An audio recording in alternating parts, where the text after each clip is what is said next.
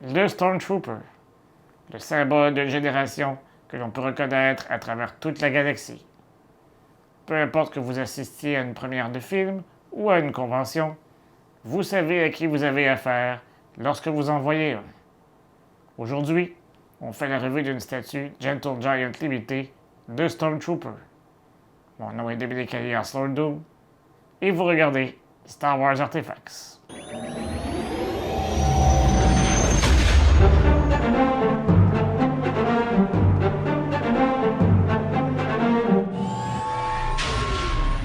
Cette statue fait partie de la série Milestones de Diamond Select Toys et, comme pour la plupart des statues de cette série, il s'agit d'une édition limitée à 1000 exemplaires. Au moment du tournage de cette revue, elle était toujours en vente sur le site web de l'entreprise au coût de 250 $ US, 340 $ canadiens ou 230 €. Êtes-vous prêts? Bon, circulez. Allons, circulez. La boîte est à l'image de celle de tous les produits sous licence. À l'avant, on a évidemment une image des statues avec le nom du personnage et l'échelle 1/6. Comme à l'habitude, on voit des images différentes de la statue sur le côté gauche et il en va de même pour le côté droit.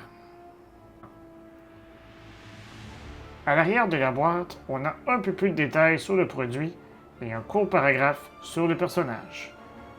Dans ce cas-ci, le texte est identique aux premières lignes du demi-buste Legends in 3 Dimensions. Vous pouvez donc cliquer sur le lien dans le coin supérieur droit de la vidéo si vous êtes curieux. Avant de regarder la statue de plus près, n'oubliez pas de vous abonner à la chaîne, de cliquer sur la petite cloche afin de recevoir des notifications et de liker la vidéo afin de nous permettre de poursuivre notre travail. Vous pouvez également nous suivre sur les principaux médias sociaux à SW Artifacts. En vous abonnant, vous courez la chance de gagner un de ces 2 demi-bustes de la série Legends in 3 Dimensions, offert par Gentle Giant Limited. Comme c'est écrit sur la boîte, la statue est faite de résine. Elle mesure 33 cm de haut en incluant la base. Cette dernière possède un diamètre de 18 cm. Son poids est d'environ 2,2 kg et elle a été sculptée par Oluf W. Artviksson. La statue vient en 10 pièces détachées.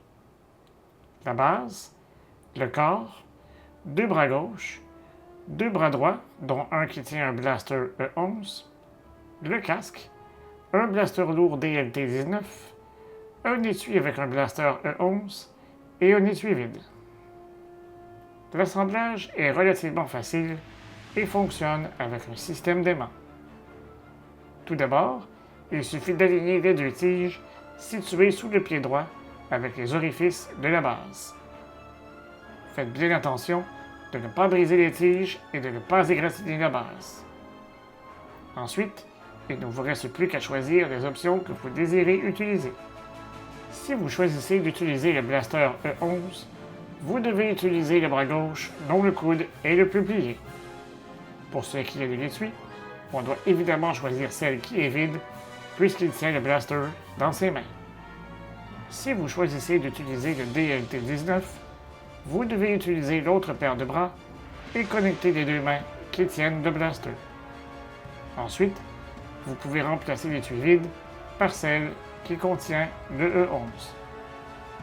L'armure du Stormtrooper est tout aussi bien sculptée que pour les statues de Han et Luke en Stormtroopers.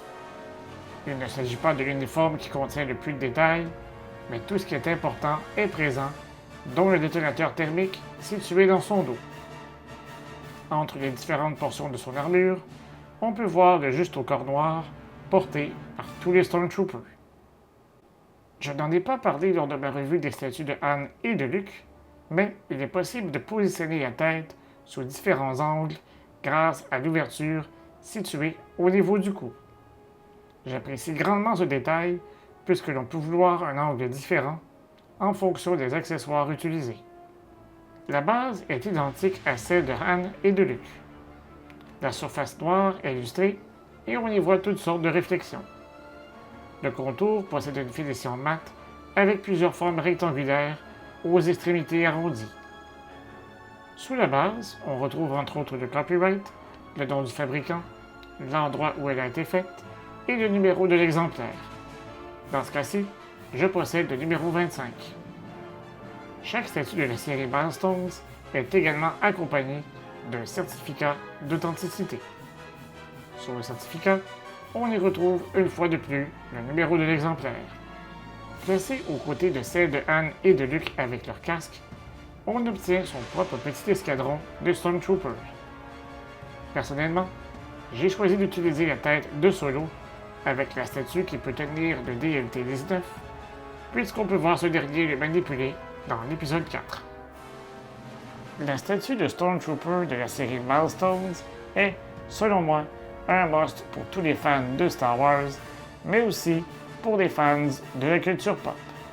À mon avis, il s'agit d'un symbole que même les personnes qui ne sont pas des fans inconditionnels peuvent apprécier.